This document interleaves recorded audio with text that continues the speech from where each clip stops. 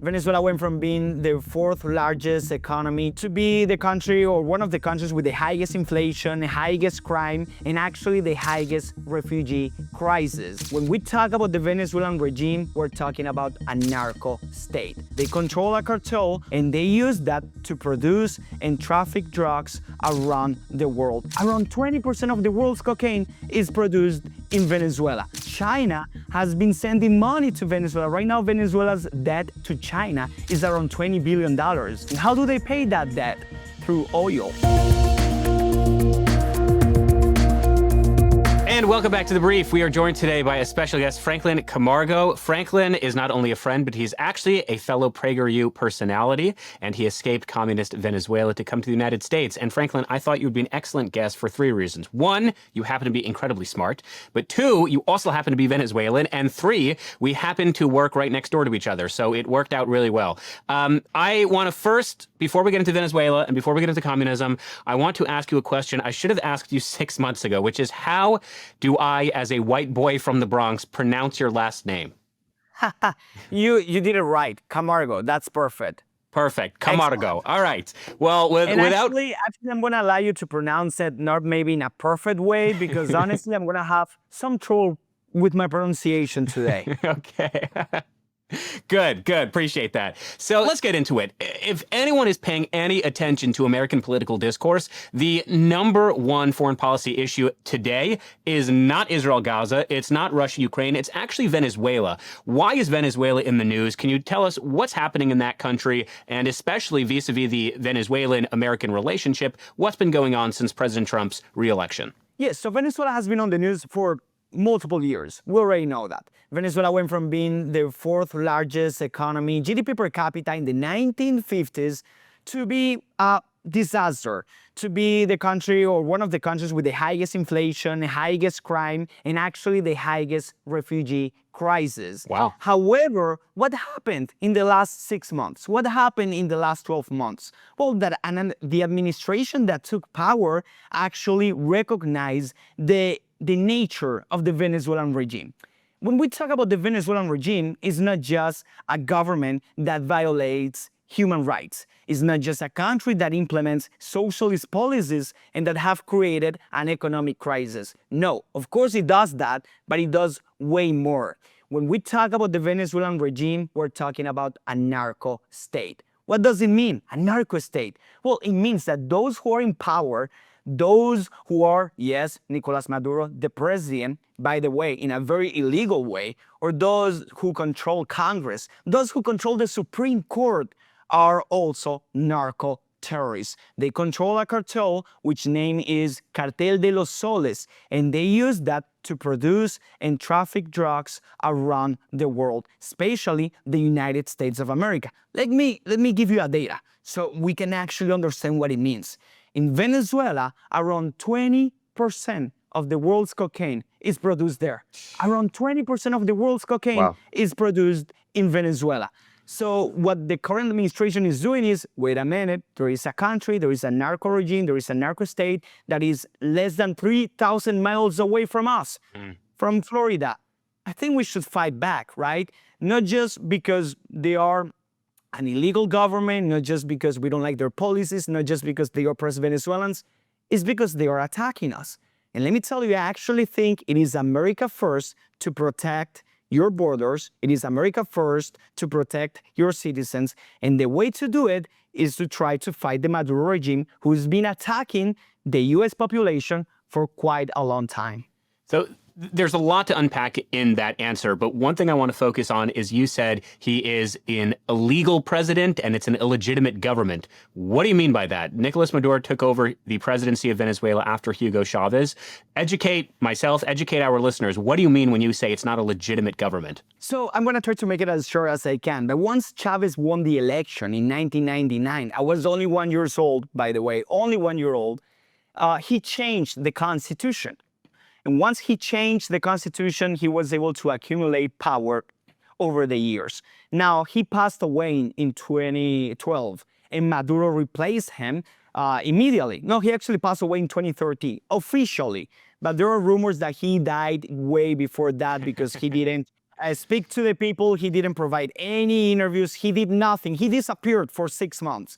Well, he officially died in March 2013. Maduro replaced him with an election that back then the opposition candidate Enrique Capriles, he said, I won the election. I mean, there's been irregularities happening. There's been an electoral system that is rigged in favor of the government. And that's been happening in Venezuela for more than 10 years. Also, there is violation of free speech. If you speak out in Venezuela, you would go to prison, or just like me, you would be accused of being a terrorist. But I promise you, I'm not a terrorist. I promise your audience, I'm not a terrorist. I'm a well-behaved citizen. But that's what happens when you speak out against the government. Now, to be more specific, to me, Maduro has been an illegal president for more than 10 years. That last summer, or the summer of 2024, to be more precise, July 28th, 2024, he stole the election from Maria Corina Machado. Even the Carter Institution, the Carter Institute, who was there in Venezuela, inspecting the election, paying attention to the process, they said there were strong irregularities. The government didn't provide any results until 1 a.m.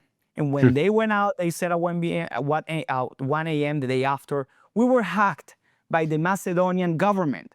We were hacked from Macedonia. So we don't have right now the actual numbers. We just know that Maduro won. And yet, 1 year after, almost 1.5 years after, they have provided no results. Another proof that, of course, he's an illegal president. They ban opposition candidates from running.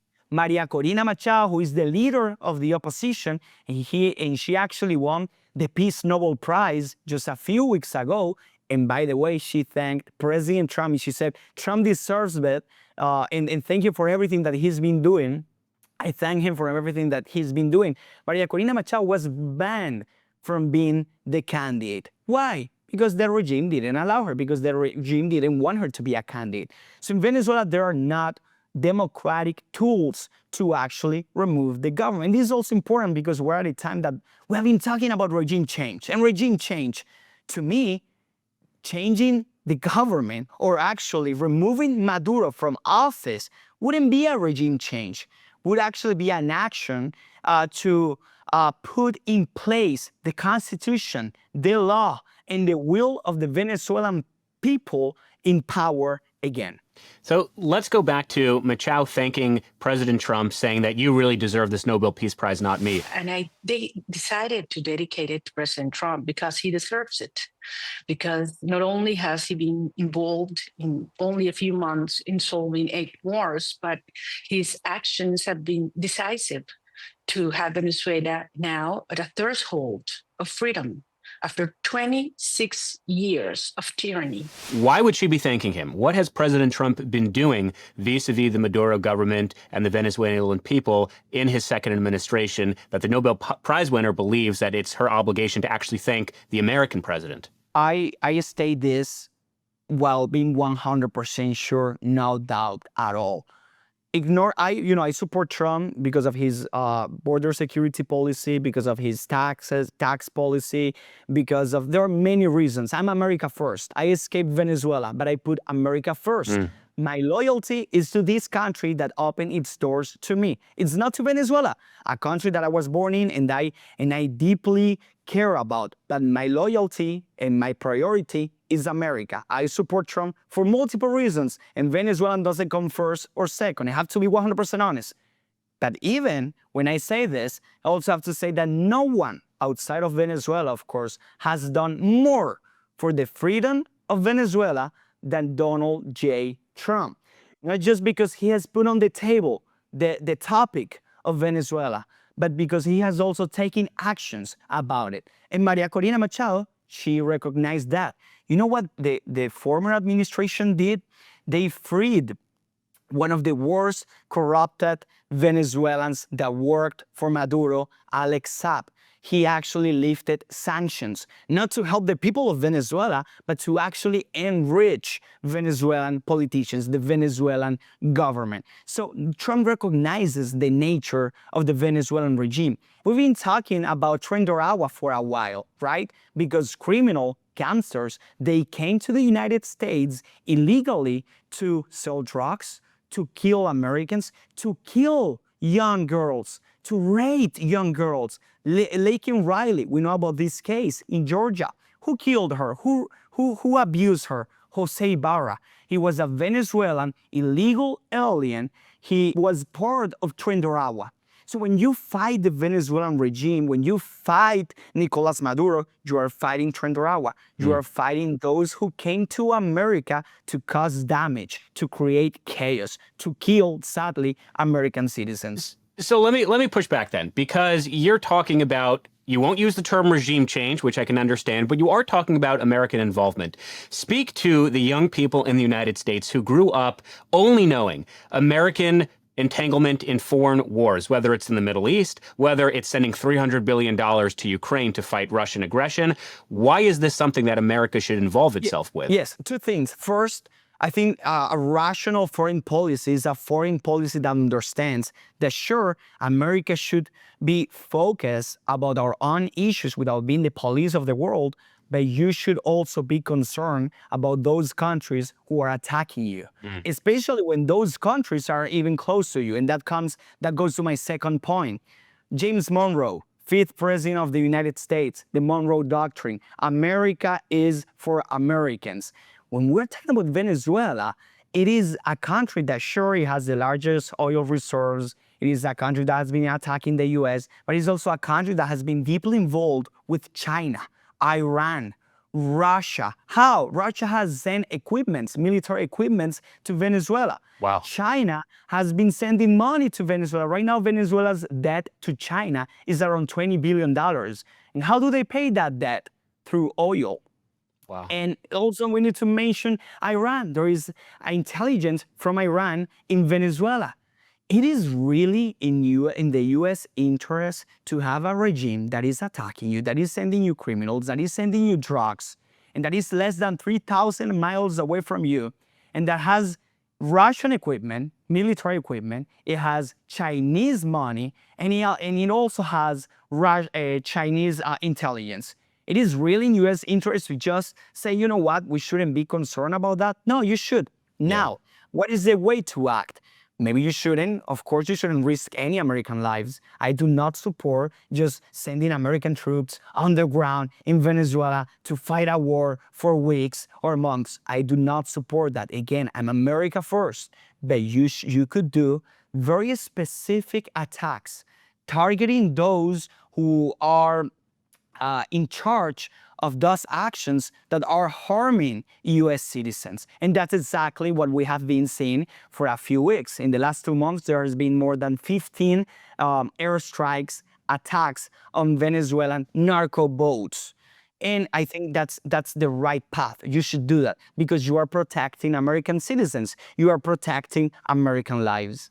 Yeah, I would say that's probably what brought you and I to PragerU and really to the conservative movement, this idea of the preservation of Western hegemony, whether it's in South America, whether it's in the Middle East, whether it's in the South China Sea, whether it's in Eastern Europe, that a American ideology that is strong over there means a strong America over here. So I want to talk about, though, because you mentioned China and you mentioned Russia, but you also mentioned that Venezuela has one of the largest oil deposits in the entire world. So what I'm kind of trying to understand is, how do you have a country that is so rich in natural resources that geographically is not really surrounded by hostile nations? How is it that you go from a country like that to a country that is unable to pay down its own debt, that has to simp itself out to foreign dictatorships like Iran and China and Russia? What went wrong for and within Venezuela? Yes, it is about policies. Venezuela is a great example because it is the example that, first, it doesn't matter how many resources you have, natural resources, and secondly, it doesn't matter how rich you were or how rich you are right now. If you implement bad policies that do not work economically or socially, trust me, you are going to regret it later. What policies were implemented in Venezuela? The oil industry was nationalized, price controls. You have the government attacking private corporations, private businesses. You had a government that promised everything for free. Who is going to pay? The rich is going to pay. The rich left, or actually the rich also stopped being rich. Chavez promised equality. You know what Venezuela got? Venezuela got equality. We don't give credit to the Venezuelan regime and to socialists. They talk about economic equality. Right now in Venezuela, over 90% of the population is poor, equally poor. That is equally.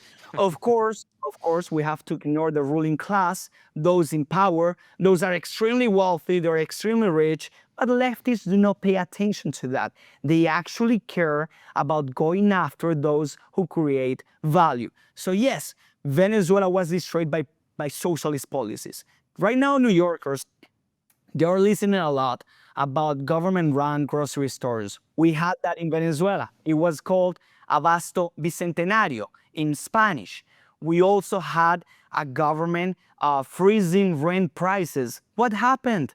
Well, those who own property didn't put their property in rent. They were not renting them. And those who had the capacity to build new properties so you can help the market, so you can get prices to go down, they were not building anymore. Why? Because there were not incentives.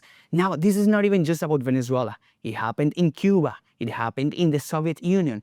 It happened in East Germany. Let's remember that a wall was built in Berlin, so those who were in the communist side of Germany didn't escape to the capitalist side. That was the first wall that was ever built to keep people inside instead of people from coming in. So, you know, it is a great example. Venezuela is a great example because we were rich and because we have a lot of natural resources. It doesn't matter. Socialism can destroy anything. And sadly, it seems like some people in New York wanna still try it. So let's talk about New York just briefly. For the first time in American history, Gen Z, young people in this country, have a more sympathetic view of socialism than capitalism. Number one, why? Why do you think this is? And number two, what would you tell those young Americans who grew up with an economy that they don't actually feel is benefiting them? They see that they're the first generation, also in American history, that will not be as socially or economically mobile than their parents and grandparents. So what message would you send to young people in this country about socialism? Yes, they have been indoctrinated, many of them. If you go to an American school or most of American schools, maybe even, of course, in New York, you're going to have professors who actually think socialism is a good idea. And also their mindset or their ideological spirit hasn't been necessarily prepared to fight those ideas, but to actually embrace them. And people on the right, we have been making mistakes too. We need to talk about the issues. Of course, young people should be concerned about rent prices. Of course, young people should be concerned about affordability. That is a word that we hear a lot, but sometimes we listen to it coming from the left, not from the right. We need to talk about the issues and about the actual root cause. When we talk about the housing problem, is because we need to build more. We have a housing deficit. When we're talking about crime, is because we're not going after criminals. And so on. You can talk about all the issues. We need to talk about that. The right sometimes doesn't do it. Another thing, we should stop validating the socialist premise. Stop with the idea that socialist or socialism has a good intention. It might have it for some people who do not really understand the doctrine or those who haven't paid enough attention to history. But the idea that it is okay to just tax people just because they are more successful, to me, that is an immoral idea. The idea that we should all be economically equal, that is evil because we're all different. We speak differently. We have different backgrounds. We're going to make different choices.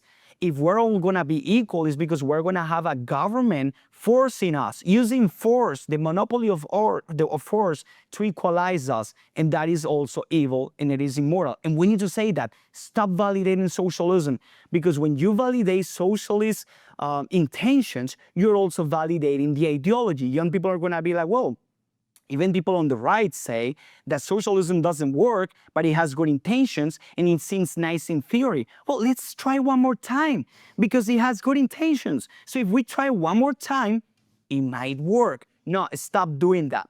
And another thing is defend capitalism with the right ideas and with the right solutions.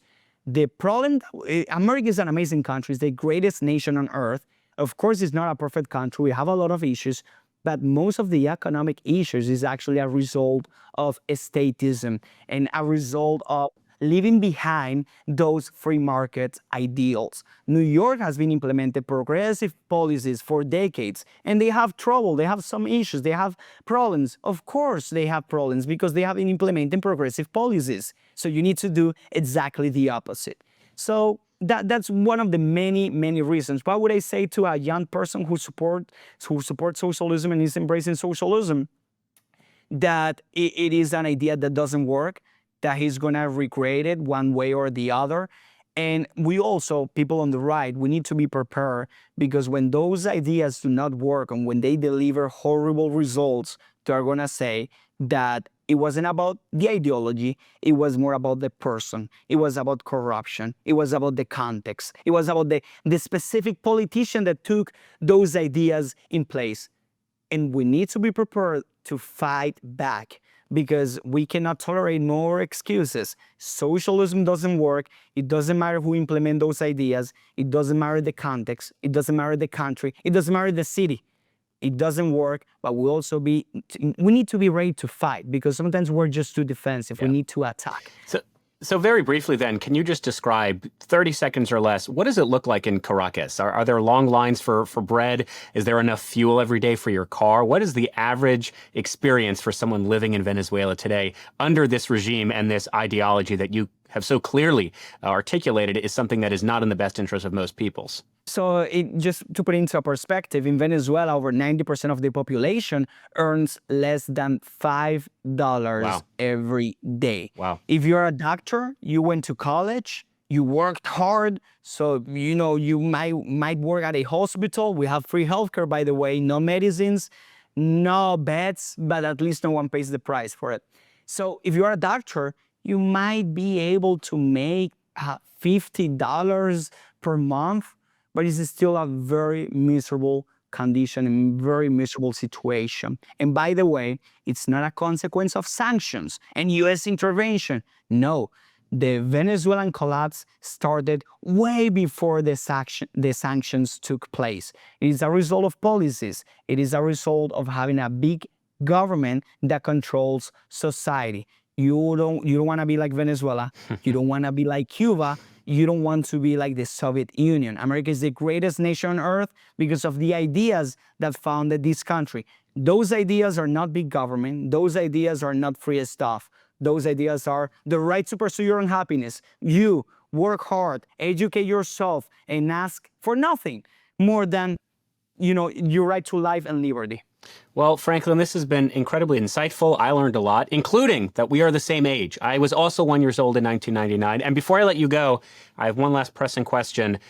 I have sort of taken a playbook from you, and I started gelling my hair. I don't know if you could tell. So I want you to be intellectually honest. Whose hair at PragerU is the best gelled? Because I think I make a very competitive entry into this race. Your thoughts? I agree 100% with you. I would give it a 9.9 out of 10. I don't give 10s, but 9.9 out of 10. That is the real reason I brought you on. Franklin Camargo, we really appreciate your time, your insight, and I hope to have you back on the show soon. Take care. Thank you.